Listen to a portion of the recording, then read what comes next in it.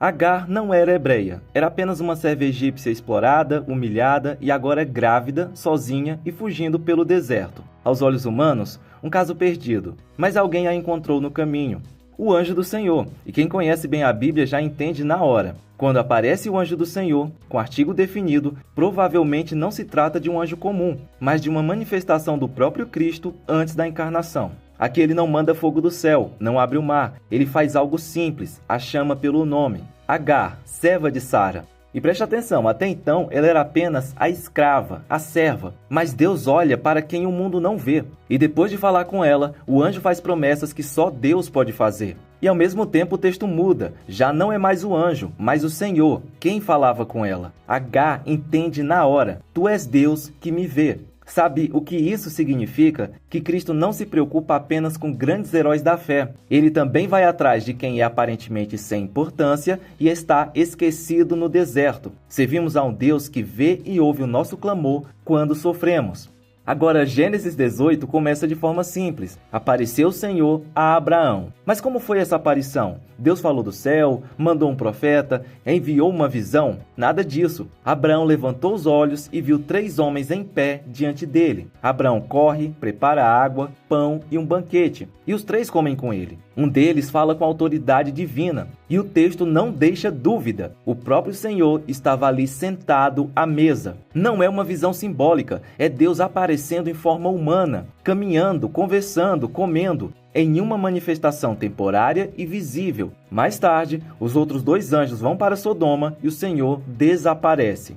Alguns anos depois, em Gênesis 22, Abraão sobe um monte com seu filho amado ao lado. O momento chega. Abraão amarra Isaque, levanta o cutelo. Ele está realmente disposto a entregar tudo. Então, de repente, o anjo do Senhor aparece na cena, não como espectador, mas como aquele que tem autoridade para interromper o sacrifício, dizendo: Abraão, Abraão. E o que ele diz em seguida revela algo extraordinário. Agora sei que temes a Deus, pois não me negaste o teu filho, o teu único filho. Percebeu o detalhe? Ele começa dizendo temes a Deus, mas logo declara, não me negaste teu filho. Se fosse apenas um mensageiro, teria dito, não negaste teu filho a Deus. Mas ele fala de si, falando como o próprio Deus. Logo, esse não é um anjo comum. Mais uma vez é Cristo se manifestando antes da encarnação.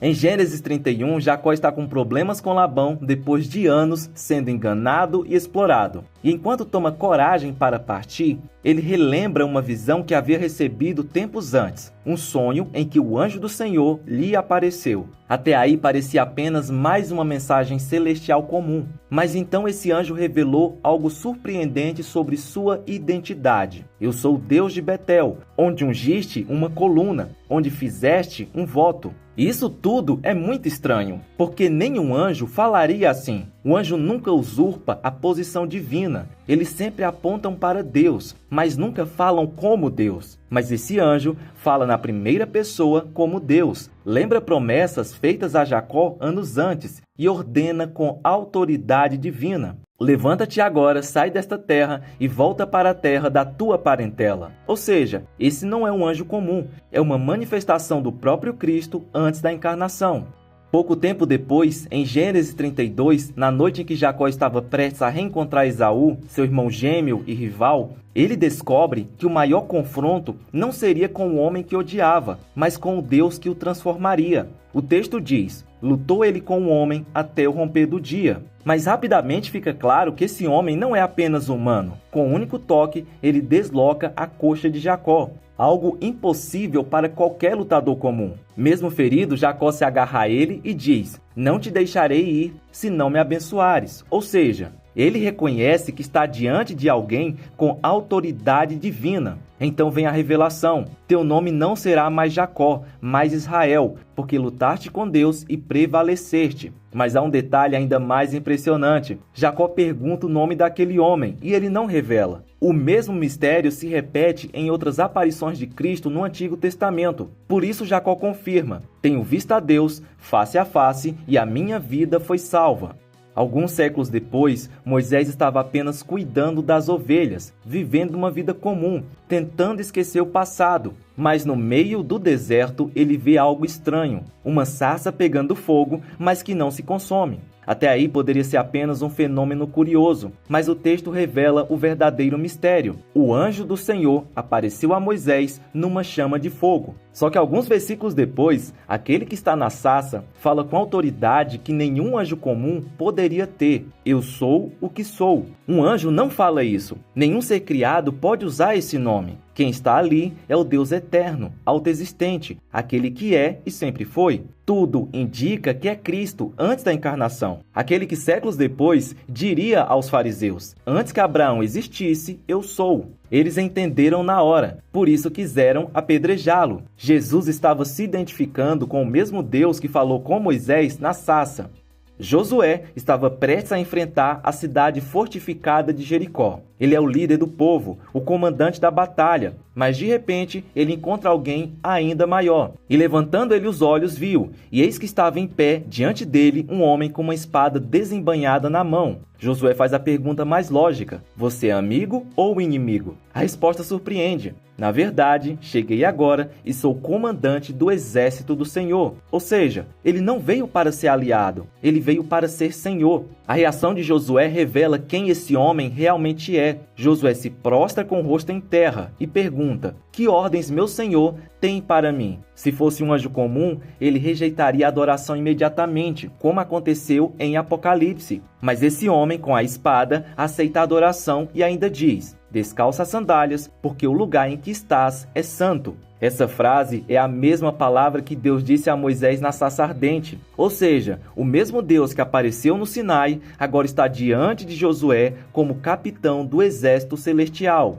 Gideão não era um guerreiro corajoso, era um homem escondido malhando trigo dentro de um lagar para não ser visto pelos inimigos. Mas é justamente ali que o anjo do Senhor aparece. O mais interessante, o anjo não chega com espada desembainhada, nem com relâmpagos ao redor. Ele simplesmente senta debaixo de uma árvore e fala: o Senhor está com você, guerreiro corajoso. Gideão não entende nada, questiona, reclama, discute sobre o abandono de Deus, e o texto muda de novo. Então o Senhor se voltou para ele e disse: percebeu a transição? Começa com o anjo do Senhor e de repente o narrador chama ele de o Senhor. Não é outro personagem, é o mesmo falando, ou seja, o anjo do Senhor é o próprio Deus. Para confirmar isso, Gideão faz um pedido ousado: não vá embora antes que eu traga minha oferta. O anjo então aceita o sacrifício, toca com o cajado e fogo sai da rocha e então desaparece. A reação de Gideão não deixa dúvidas: estou condenado, vi o anjo do Senhor face a face. Mas Deus o acalma: fique em paz, não tenha medo, você não morrerá.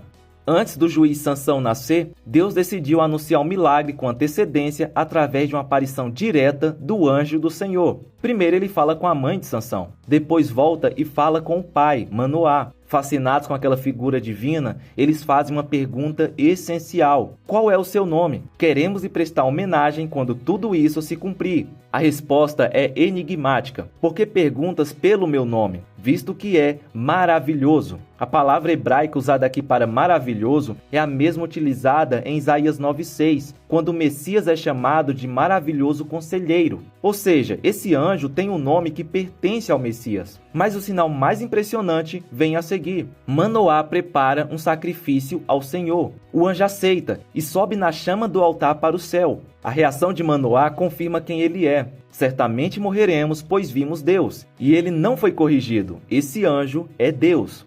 Nabucodonosor mandou aquecer a fornalha 7 vezes mais do que o normal, tão quente que os próprios soldados que lançaram Sadraque, Mesaque e Abednego morreram apenas de chegar perto. Era para ser morte instantânea, mas de repente o rei se levanta e assustado pergunta: não foram 3 os homens que lançamos amarrados dentro do fogo? Pois vejo 4 homens soltos, andando no meio do fogo, e o quarto é semelhante a um filho dos deuses. E no verso 28 ele conclui: bendito seja o Deus de Sadraque, Mesaque e Abednego, que enviou seu anjo e livrou seus servos. Ou seja, aquele ser misterioso é chamado ao mesmo tempo de semelhante a um filho dos deuses e de anjo enviado por Deus. Muitos estudiosos cristãos veem aqui uma manifestação de Cristo antes da encarnação, uma cristofania. Mas outros observam que o texto não afirma diretamente que era Cristo. O que temos é uma narração da percepção de Nabucodonosor, podendo ser nesse caso simplesmente um anjo enviado por Deus. Já em Daniel 7, o profeta vê uma figura misteriosa, como o filho do homem, vindo com as nuvens do céu. Essa frase não é poética, é teológica. No Antigo Testamento, vir nas nuvens é linguagem exclusiva para Deus. Nenhum anjo é descrito assim. Só o Senhor cavalga sobre as nuvens. E o que acontece com esse filho do homem? Daniel continua. Foi-lhe dado domínio, glória e reino, e o seu domínio é eterno, que não passará. Ou seja, essa figura não é apenas celestial, mas divina. Não é à toa que Filho do Homem foi o título preferido de Jesus. Ele usou mais de 80 vezes nos evangelhos. Sempre que dizia isso, ele não estava apenas dizendo eu sou humano. Ele estava se colocando como aquele que Daniel viu. E isso ficou explícito no momento mais dramático do evangelho de Marcos. Durante o julgamento diante do Sinédrio, o sumo sacerdote pergunta: És tu o Cristo, o Filho do Deus bendito? Jesus, que havia evitado declarações diretas até então, finalmente responde: Eu sou, e vereis o Filho do Homem assentado à direita do Todo-Poderoso e vindo com as nuvens do céu. O resultado? O sumo sacerdote rasgou as vestes e disse: Ouvistes a blasfêmia. Eles entenderam perfeitamente. Jesus não estava apenas reivindicando ser um profeta ou um rei terreno. Ele estava reivindicando seu próprio Deus. Depois da ressurreição, Jesus aparece aos discípulos e declara: Toda autoridade me foi dada no céu e na terra. E isso é Daniel 7 se cumprindo.